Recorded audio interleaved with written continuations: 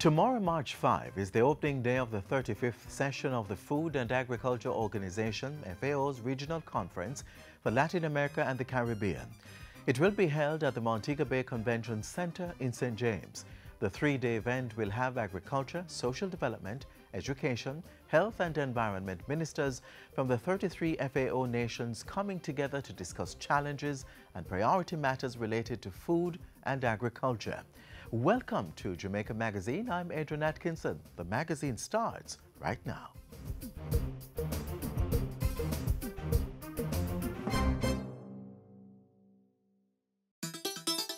The Ministry of Science, Energy and Technology is now accepting applications for the 2018 National Innovative Competition under the theme Recognizing Excellence in Innovation. Submit entries to any of our 11 categories to win cash grants and trophies. Applications must bear the Jamaica Intellectual Property Office's JIPO seal to indicate authenticity of submission.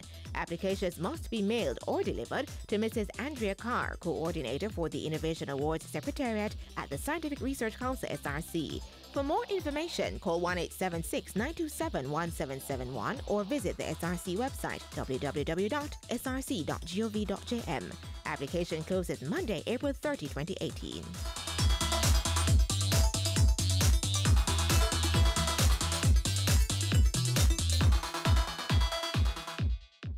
Launched in 2017, the Jamaica Business Development Corporation's Accelerator Program has been making an impact on the lives of entrepreneurs. Take a look.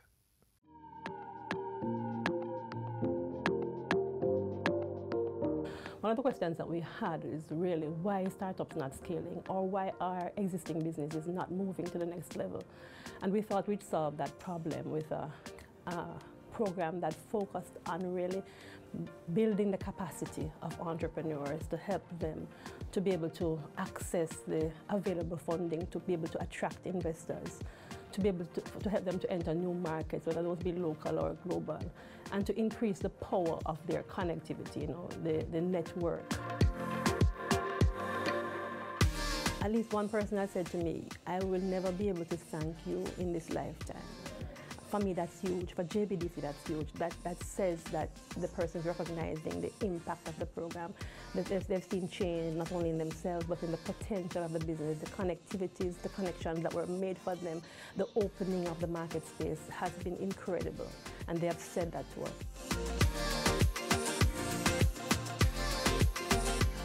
The Newtown Bakery Limited has actually been around for the last 50 years. It was owned by George Chai, and my husband and I bought the business in 2009. We have under that brand Flavor Fresh and Easy Street. When I entered the Accelerator program, I wanted to just really expand my mind as an entrepreneur. And wow, I'm pleased to say it did just that, but more. Not only did I expand my mind, but learn good business practices, I also was able to network with my colleagues, people of the same mind. It's been wonderful. Now that I've learned good business practices, I'm able to put that into my business, and I'm seeing how it is going to succeed.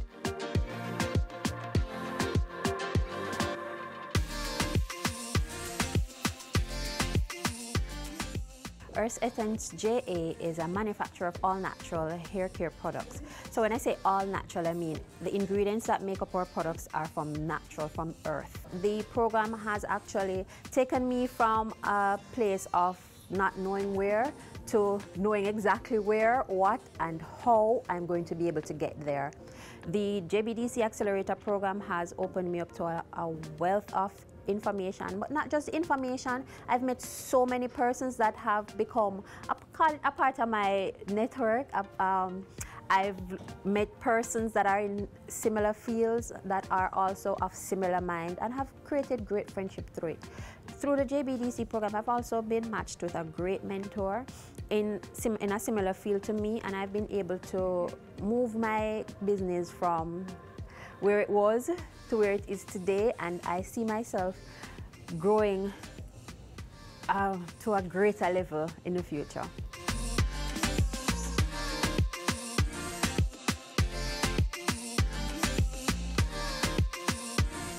We are the producers of eco-friendly handcrafted jewelry and home decor items.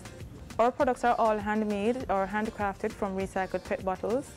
The JBDC Accelerator Program has been a godsend, really. It has really helped us on how to formalize our business and how to really, we appreciate the fact that they basically dissected the business and just showed us the potential that it has, and you know how we can improve on our marketing so that the product can be, you know, viewed worldwide.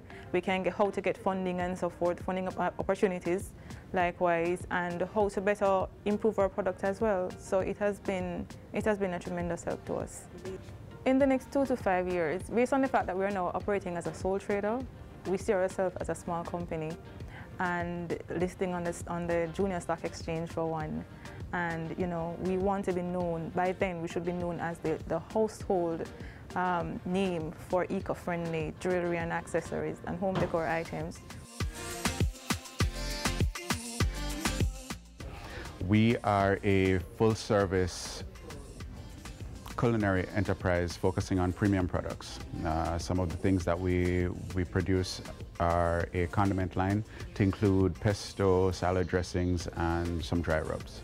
Based on my experience with the JBDC Accelerator Program, I see my business growing exponentially within the next couple of years, where we're going to be doing more training and development of professionals, as well as production and manufacturing for both the local market and for our export market.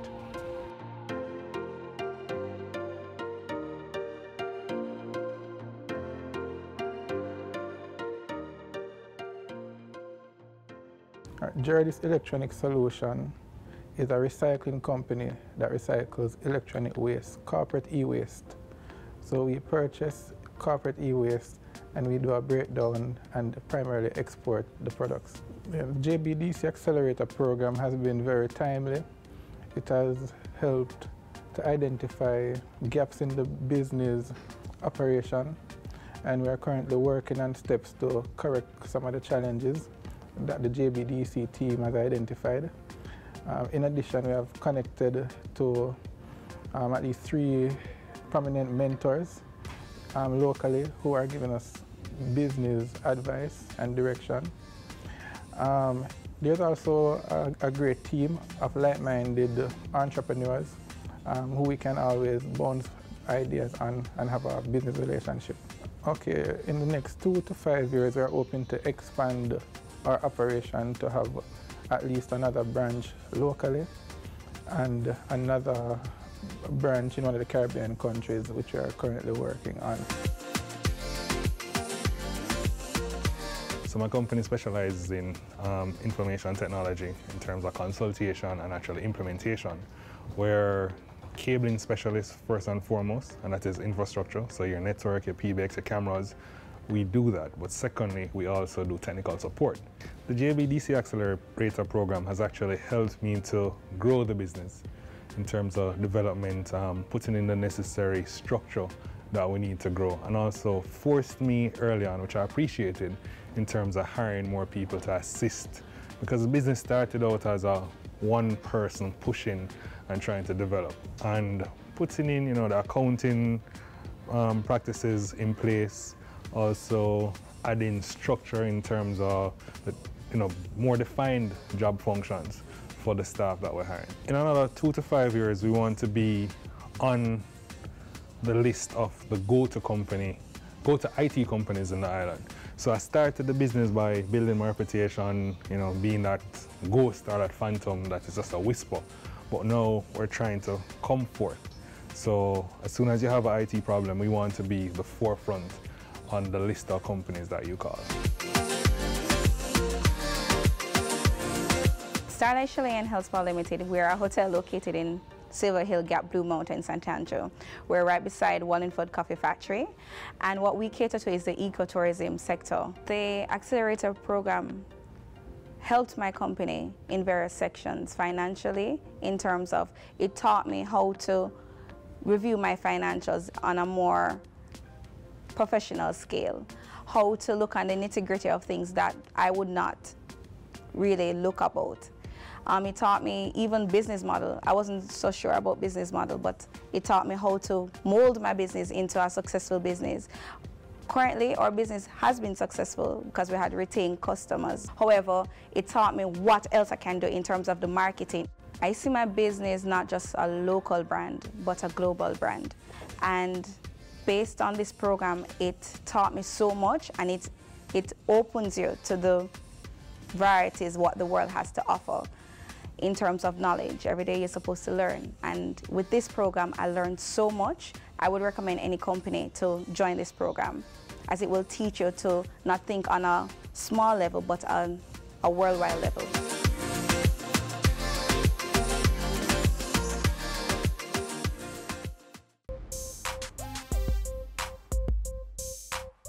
For decades, the Jamaica 4-H Clubs has been providing training for young people.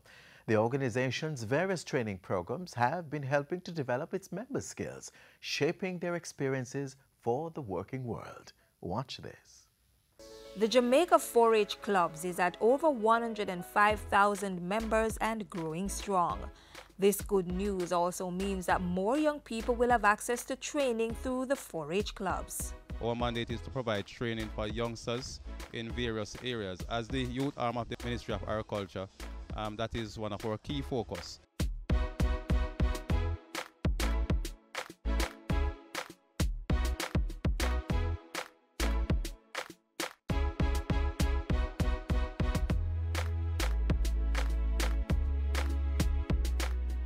With the majority of its membership in schools, the Jamaica 4-H Clubs has been engaging students in both theory and practical skills in many areas. These include the care and management of livestock and small ruminants, agricultural production, agro-processing, home economics, hospitality, clothing and textile, and even aspects of engineering.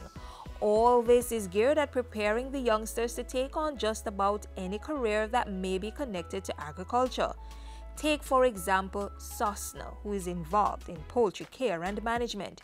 She believes the training by the 4-H Clubs provides a critical platform for achieving her goal. At this point, I'm in grade 10. I do agriculture science, my career choice is an health inspector. So it's really going to help me to be what I want to be and be productive and successful in everything that I do. Poultry care, production management teaches you a lot of things. You know how to label the chicken, you know the different diseases that can affect your chicken.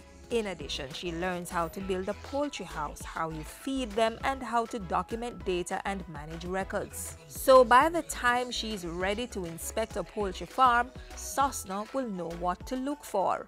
For instance, going out into the working field, you see the poultry, you go there and you say that they are not they are not performing good sanitation, so therefore at that point you know the different measures you can take, and you know that yes, that is not right and those stuff, so you can tell them and give them that good explanation about it. Other 4-H clubites believe that the level of training helps to bring more clarity to their schoolwork.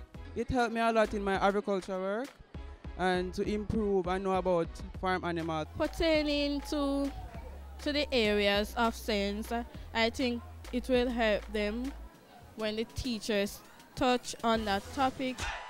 Staying true to its mandate of providing training, the Jamaica 4-H Clubs has also encouraged and facilitated the formation of 4-H community clubs.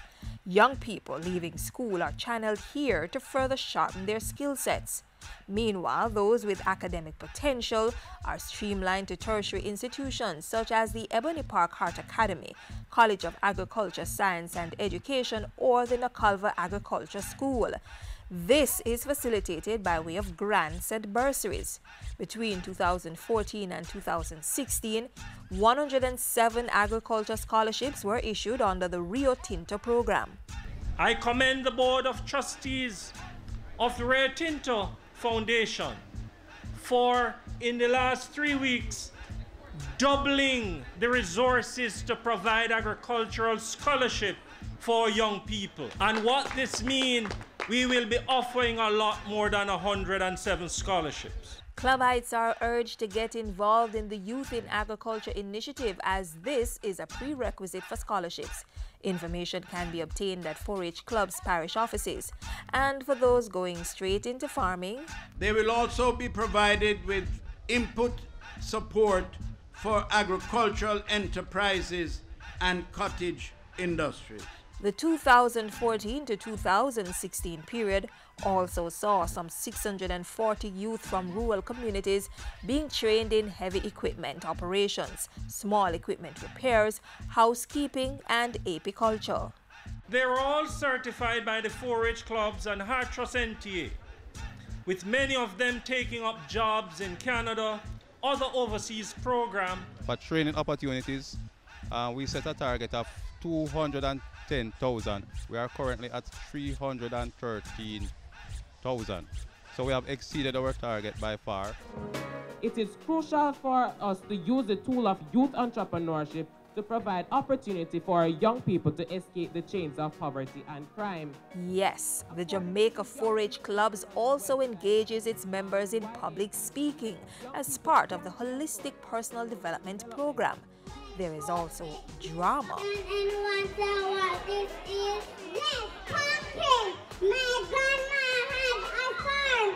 She plants melon fruits and vegetables on it. Table setting, towel folding, and so much more. Here is what the youngsters have to say about the 4-H clubs. It's a fun club and it teaches a lot of things about life, and it also helps you to build self-confidence, bring you out into the world and let you explore the world. It teaches you a lot of stuff about agriculture, home department, your hands, your health. Yes, and it expounds on everything that you do in this world. It can carry you far agriculture-wise.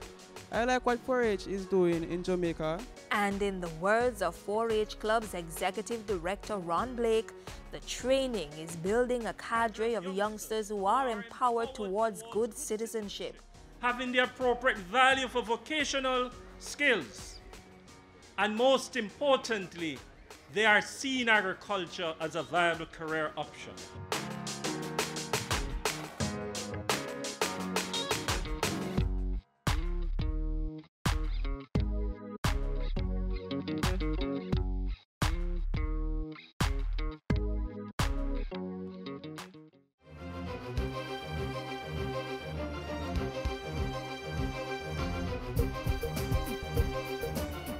Have you given any thought to what you can do to help with lessening climate change?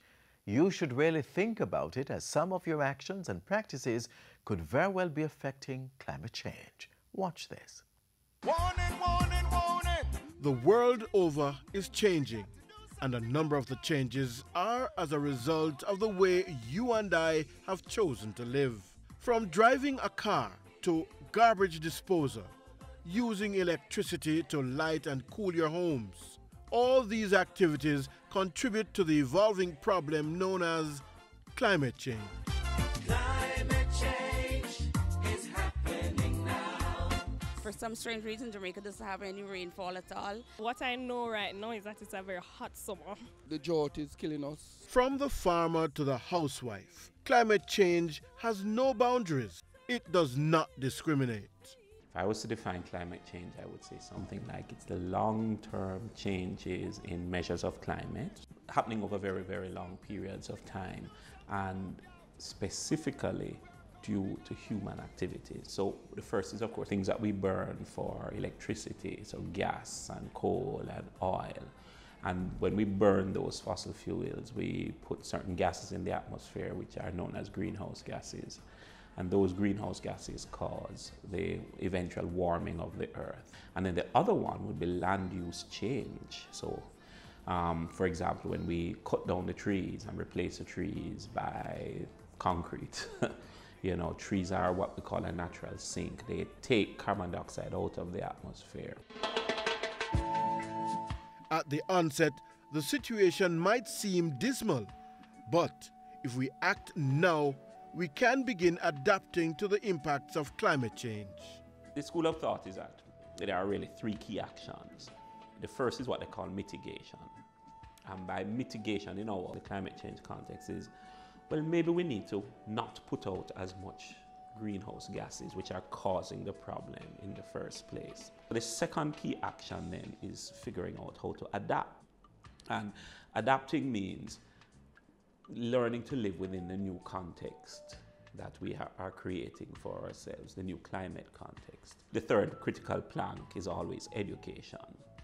You know, we have to begin to educate people about climate change. The country has been implementing a number of climate change resilient programs since 1995, when it became party to the United Nations Framework Convention on Climate Change, UNFCCC, the main international treaty on climate change.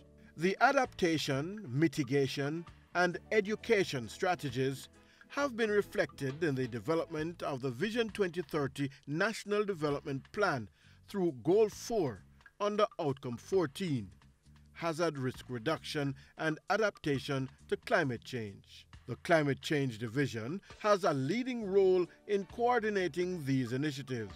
The Climate Change Division is set up to accomplish a number of objectives, and that includes improving the general awareness of the public as to what climate change is and what as a country we can all do in order to make ourselves better prepared for the likely and significant impacts. The division has been making strides in creating awareness about climate change and each individual's role in protecting the environment. As a country, we need to think, how can we reduce our greenhouse gas output? One obvious way is, for example, renewable energy.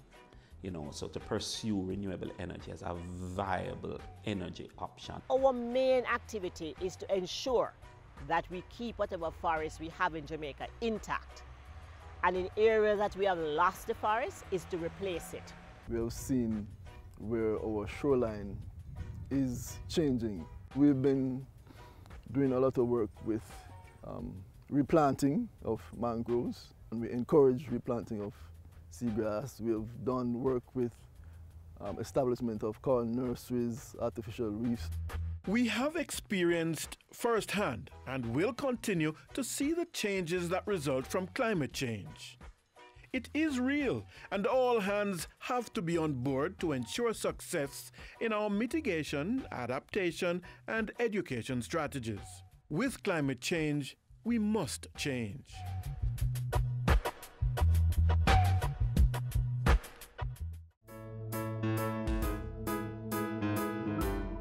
Mommy? Yes, sweetie? How can I change my world? You can change your world by being polite. Good morning. Good morning. Have a nice day. Thank you, Miss. With just one action. We can change the world with acts of random kindness. Stay kind, act kind, be kind.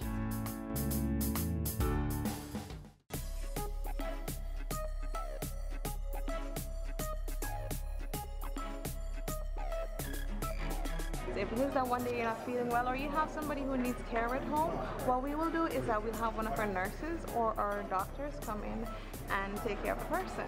Jamaica is cultivating an entrepreneurial culture, and young people like former fashion designer Chanel Francis are leading the way. It's estimated that over 90% of new jobs in Jamaica are created by small and medium-sized enterprises, SMEs. This surge in the SME sector is driven by a new passion for entrepreneurship, government policies, and public-private partnerships. The Small Business Association is ensuring that entrepreneurs are aware of assistance programs. Programs like the Voucher for Technical Assistance to help SMEs with financial statements, business and marketing plans, and other technical needs. It's the result of a partnership between the Development Bank of Jamaica and the Private Sector Organization of Jamaica.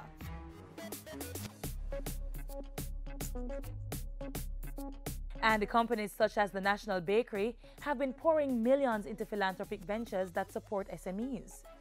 The Bold Ones is one such program where assistance is provided to selected SMEs in the manufacturing sector to market their products, grow their companies, and employ more Jamaicans.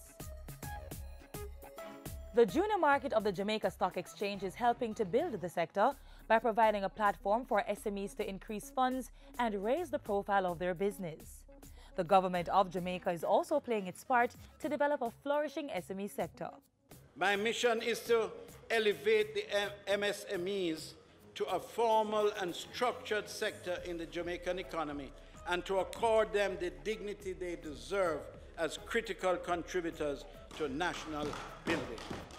To help achieve this goal, the government has established an office to roll out its SME and entrepreneurship policy. Some of the key areas of focus include cutting the bureaucracy and regulatory costs of setting up and operating businesses. The government is also providing business development support through organizations like the Jamaica Business Development Corporation and Startup Jamaica. There is greater access to financing. SMEs can now use non-traditional assets as collateral. They can also benefit from a $30 million loan facility through the Exim Bank and the Jamaica Manufacturers Association. But it's not just the SME sector that's vibrant. Social enterprises are also making a profit and making a difference. One example is the Jamaica School for Social Entrepreneurship. It targets individuals and groups that run businesses for the social and environmental benefit of their communities. Returning residents and members of the Jamaican diaspora have also been active, and they are benefiting from the support of projects like the JN Foundation Social Enterprise Boost Initiative, or SEBI. This JN USAID project has been helping grant-funded operations transition into viable, profit-making businesses to support their social missions. Through SEBI, more than 130 community members have been employed in social enterprises, and some $37.7 million Jamaican dollars in revenue has been generated. Another initiative that's helping social enterprises is JN's iSupport Jamaica platform. Because of iSupport, projects under the Jamaica Diaspora Task Force on Education and many others are being exposed to crowdfunding. Thanks to the big ideas and boldness of small, medium-sized and social enterprises, coupled with enabling government policies and partnerships across sectors, Jamaica's small, medium-sized and social enterprises are making profits, creating employment and making a difference across the island.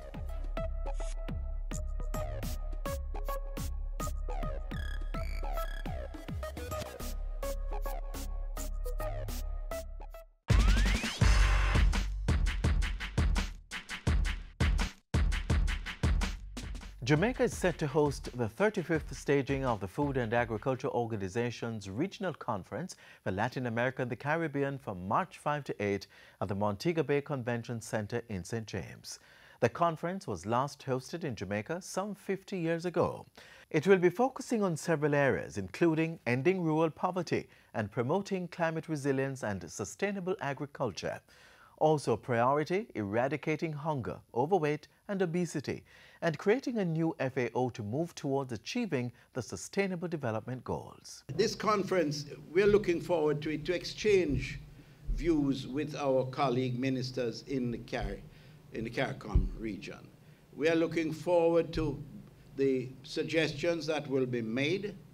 We're particularly happy that our Prime Minister has consented to be the main speaker at the conference, because he is someone who is seized of the significance that agriculture has on the growth of our country, our economy. The government of Jamaica will continue to play a pivotal role in contributing to the country's growth agenda, making Jamaica the place of choice to live, work, raise families, and do business.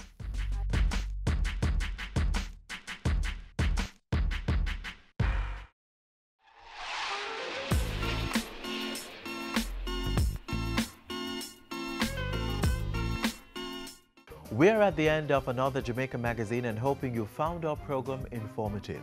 Send us your feedback to jamaicamagazine@jis.gov.jm. Visit our social media pages on Instagram, Facebook and Twitter to stay informed, and download our app on your Google and Android devices. You can also visit our website jis.gov.jm for more information. On behalf of the entire production crew, I'm Adrian Atkinson. Thank you for watching.